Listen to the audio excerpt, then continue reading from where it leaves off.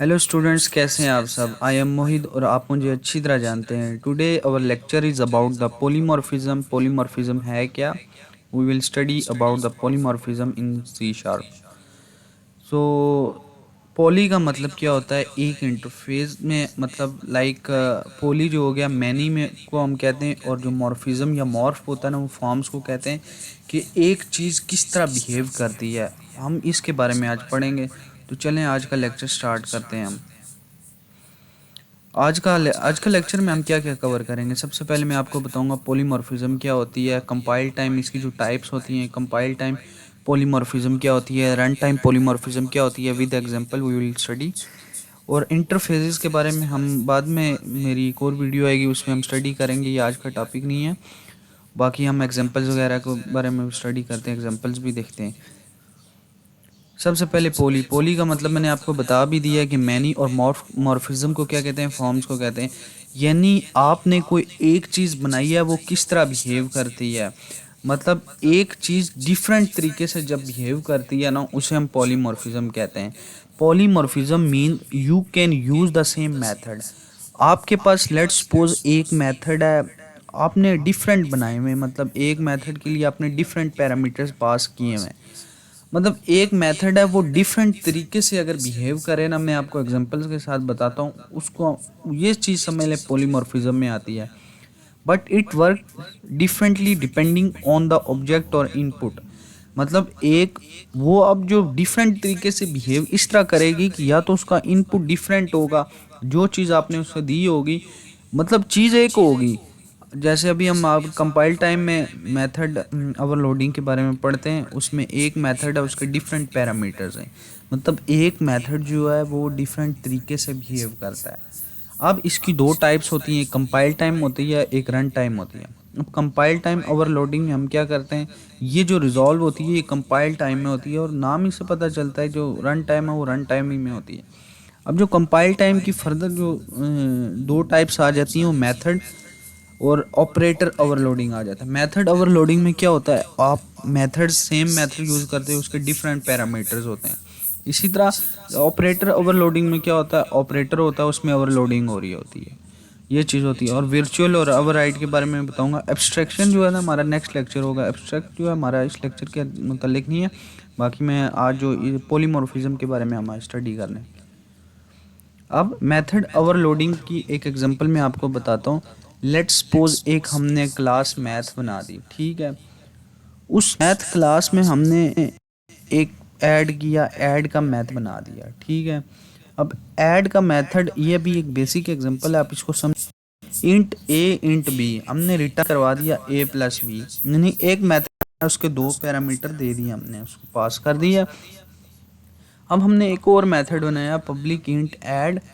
इसमें हमने तीन पैरामीटर्स दे दी। अब एक मेथड था डिफरेंट वे से बिहेव कर रहा है, इसको हम कहते हैं मेथड ओवरलोडिंग।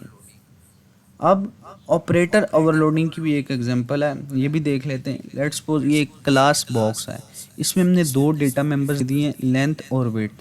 अब हमने पब्लिक बॉक्स ये एक कंस्ट्रक्टर बना दिया, पब्लिक बॉक्स में हमने दो जो है पैरामीटर्स पास कर दिए, लेंथ और लेंथ और वेट। अब हमने इस लेंथ को इक्वल कर देना है, वो जो लेंथ इक्वल होगी। अब ये देखें हमने यहाँ पे एक रिटर्न टाइप ऑपरेटर होता है, और ऑपरेटर का नाम होता है पैरामीटर होता है, जो सिंटैक्स होता है ऑपरेटर के अंदर लॉजिक होती है। अब public static box operator plus का हमने ऑपरेटर यूज कर लिया, बॉक्स B1 बॉक्स B। अब ये देखो यहाँ पे ऑपरेटर प्लस का ऑपरेटर है, हमने पैरामीटर पास की, ऑपरेटर ओवरलोड हो रहा है। अब इसको हमने क्या करना है, रिटर्न कर दिया न्यू बॉक्स के अंदर हमने क्या करना है, जो लॉजिक यानी जो बॉक्स B1 की लेंथ है, उसको बॉक्स B2 के साथ ऐड करना है, लेंथ को ऐड कर देना। इसी तरह वेट्स दोनों को ऐड कर देना। पब्लिक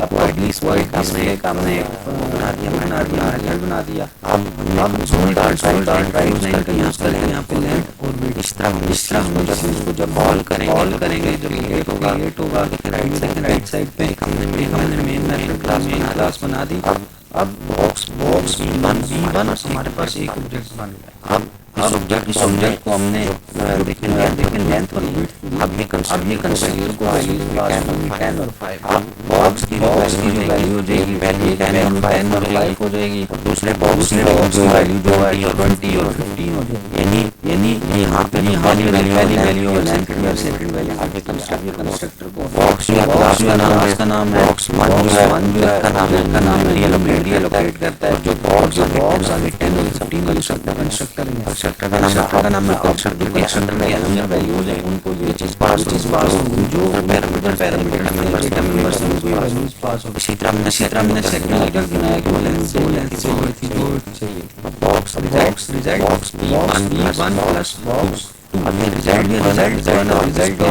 करेंगे ये लेंथ करेगा रिजल्ट आपने देगा लेंथ को ऐड करके दूसरे बॉक्स की पहले बॉक्स ऐड करके ये रिजल्ट देगा। अब रन टाइम पोलिंग के बारे में मैं आपको बताता हूँ। इसमें दो चीजें होती हैं सिंपल ही वर्चुअल ओवरराइड का यूज करते हैं। वर्चुअल क्या होता है पेरेंट क्लास ओवरराइड जो होता है वो किसी live class child class parent class में क्या कहते हैं बेस क्लास कहते हैं क्लास कहते हैं। अब इसको यूज करने जैसे क्लास आ गया पीछे वर्चुअल ये एक डिफाइंड कीवर्ड होता है जो हम यूज़ करते हैं। अब जो ओवरराइड होता है ना वो उस चीज़ को ओवरराइड कर देता है जो भी पेरेंट क्लास में होती है। बेशक आप उसके अब देखो यहाँ पे अपने सेम मेथड है आप कॉल करोगे। अभी वो एग्जांपल के साथ ही मैं आपको बताता हूँ। ये इसी में आपने पब्लिक वर्चुअल स्पीक का अपने एक मेथड बना दिया। वर्चुअल जो है कीवर्ड यूज़ करते हैं पेरेंट क्लास में console dot right line animals हों। अब आपने एनिमल को इनहेरिट कर दिया डॉग के साथ। डॉग जो है एक चाइल्ड क्लास है। इसको public override wide speak same method हो गया।